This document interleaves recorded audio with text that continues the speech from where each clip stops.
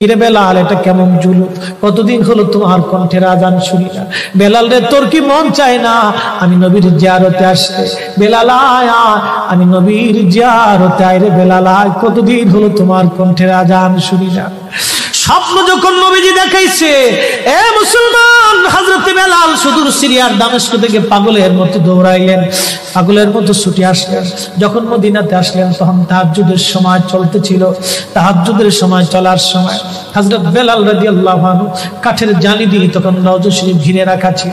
ওই জালির পাশে বসে বসে জালির সঙ্গে মাথা ঠেকাইয়া নবীর পাগল বসে বসে গুনগুন গুনগুন করে কাঁদে আর বলে, হুজুর আপনি আসতে বলেছিলেন, গোলাম এসে হাজির হয়েছে। নবী গো, আজান দিতে বলেছেন, আমি আজান দিলে আপনি আগে নামাজে আসতেন, এখন আজান দিলে কি নবী আপনি নামাজে আসবেন? হুজুর এখন আজান দিলে কি আপনি নবী নামাজে আসবেন? নতুন মুয়াজ্জিন আসছে আজান দেওয়ার জন্য, এসে দেখে নবীর মুয়াজ্জিন বেলাল কাঁদে। ডাক দেখে মদিনাবাসী, শুনছো নবীর মুয়াজ্জিন ফিরে এসেছে, বেলাল আসছে, বেলাল ফিরে আসছে। এই কথা শোনার পরে সব সাহাবী ঘর থেকে বের হয়ে দৌড়ায় এসে দেখে বেলাল কাঁদে। সাহাবীরা বলে, বেলাল আজান দাও, কতদিন হলো তোমার কণ্ঠের আজান শুনি না। বেলাল আজান দাও, কতদিন হলো আজান শুনি না রে বেলাল। বেলাল বলে, সাহাবীরা রে, আমি আজান দিলে কি নবী নামাজ আসবে বলো? সালমান ফারসি রাদিয়াল্লাহু আনহু ডাক দেখে, সাহাবীরা আমাদের কথায় বেলাল আজান দিবে না, তোমরা যাও দেখো হাসান আর হুসাইন দুইজন ঘরের মধ্যে আছেন। ইমাম হাসান হুসাইন রাদিয়াল্লাহু আনহুমা যদি বলে তাহলে বেলাল অবশ্যই আজান দিবে। সালমান ফারসির পরামর্শে সাহাবীরা দৌড়ায় গেলেন। বর্তমান 7 নম্বর গেট বাবুস সালাম বরাবর একটা মসজিদ আছে, মসজিদে আলী। এটাই ছিল হযরত ফাতেমা রাদিয়াল্লাহু আনহার বাড়ি। এই বাড়িতে দৌড়াই যাওয়ার পরে ইমাম হাসান হুসাইন রাদিয়াল্লাহু আনহুমা দুইজনকে নিয়ে আসা হলো। দুইজনকে নিয়ে আসার পরে হযরত ইমাম হাসানকে দেখতে আমার নবীর মতো দেখা যাইতো, চেহারাটা রাসূল করিমের চেহারার মতো ছিল। নাতি দৌহিত্র নানার চেহারা পেয়েছিলেন, ইমাম হুসাইন ও নানার সুরত পেয়েছিলেন। দুই ভাই নানার সুরত পেয়েছিলেন। হযরত বেলাল রওজা শরীফ থেকে উঠে হযরতে হাসানের বুকের মধ্যে মাথা ঠেকায় কাঁদতেছে, ইমাম হুসাইনের বুকের মধ্যে মাথা ঠেকায় কাঁদে। হযরত ইমাম হাসান ডাক দেখে, নানার মুয়াজ্জিন, কতদিন হলো তোমার কণ্ঠে আজান শুনি না। যেই কণ্ঠ দিয়ে নানার আজান শুনাইতা, যাও গো ওই কণ্ঠ দিয়ে আমাদেরকেও আজান শোনাইয়া যাও।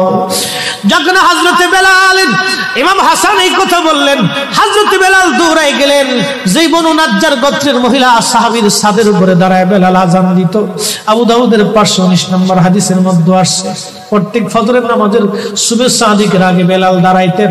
দাঁড়ায় আজানের আগে বলতেন, আল্লাহুম্মা ইন্নী আহমাদুকা ওয়া নাস্তাঈনুকা আলা কুরাইশিন ইউকিমুদ্দীনাক। প্রত্যেক ফজরের আজানের আগে এই দোয়াটা পড়ে বেলাল আজান শুরু করতেন। হযরত বেলাল রাদিয়াল্লাহু আনহু আজকে তাহাজ্জুদের আজান দিতে গেছে। আজান দিতে যাওয়ার পরে হযরত বেলাল যখন আজান দিলেন, আল্লাহু আকবার, আল্লাহু আকবার, আজানের মধুর ধ্বনি সারা মদিনার রন্দে রন্দে ছড়িয়ে গেল। মদিনার ঘর থেকে সব সাহাবী বের হয়ে দৌড় মারছে। আবার যখন বলেন আল্লাহু আকবার, আল্লাহু আকবার, সব সাহাবী, মহিলা, বৃদ্ধ, বনিতা ঘর থেকে বের হয়ে দৌড় মারছে। যখন বলল আশহাদু আল্লা ইলাহা ইল্লাল্লাহ, মদিনার ঘর থেকে সব মহিলারা ঘর থেকে বের হয়ে দৌড় মারছে রে, আর কান্না করে নবী বুঝি ফিরে আসছে রে। আবার যখন বলেন আশহাদু আল্লা ইলাহা ইল্লাল্লাহ, তখন মদিনার মানুষ কান্না করতেছিল, গুন গুন গুন গুন করে কান্না করে।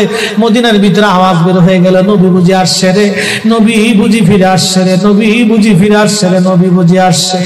হযরত বেলাল যখন বলেন আশহাদু আন্না মুহাম্মাদুর রাসূলুল্লাহ, মদিনার মাটিগুলি থরথর থরথর করে কেঁপে উঠছে রে।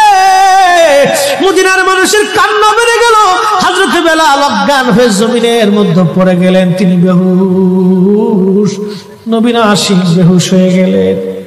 বেলালের মতো আশিক যদি আমরা হইতাম,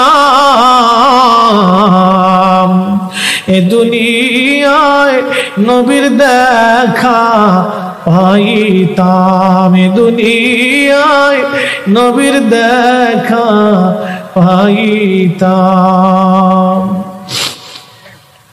যখন হুঁশ ফিরে আসছে রওজা শরীফের পাশে বসে বসে বেলাল কাঁদে আর বলে, হুজুর আজান দিতে বলেছিলেন, আজান দিয়েছি হুজুর, আমি আজান দিলে আগে নামাজে আসতেন, আজকে আজান দিলাম আপনি হুজুর আসেন নাই, যে আজান দিলে নবী আসবে না, আমি বেলালে আজান আর কোনোদিন দিব না। হযরতে বেলাল কিছুদিন পরে কলিজা ফেটে নবীর বিরহ বেদনা সহ্য করতে না পেরে তিনি চলে গিয়েছিলেন পরপারে, কলিজা